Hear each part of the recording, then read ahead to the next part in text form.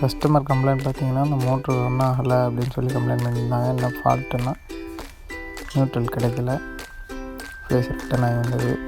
Supply இந்த room வழியாக எடுத்திருந்தாங்க, அது ப்ராப்பராக எடுக்காமல் ரூம் வழியாக இருந்து எடுத்திருந்தாங்க.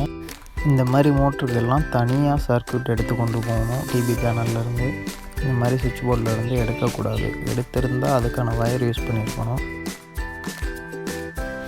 1 ஸ்கொயர் வயர் தான் எல்லாத்துக்கும் யூஸ் பண்ணியிருக்காங்க. இந்த ரூம் ஃபுல்லாகவே மோட்டருக்கான லைன் தனியாக கொடுக்காமல் இந்த மாதிரி கொடுத்ததுனால நியூட்ரல் பர்ன் ஆகிருந்தது. இந்த இடத்துல நியூட்ரல் பர்ன் ஆகிருந்தது. அதை டெம்பரவரியாக இப்போதைக்கு ரீஜாயின் பண்ணி க்ளீன் பண்ணி ரீஜாயின் பண்ணியிருக்கோம். ப்ராப்பரான வயரிங் இருந்தால் இந்த மாதிரி ஆகாது.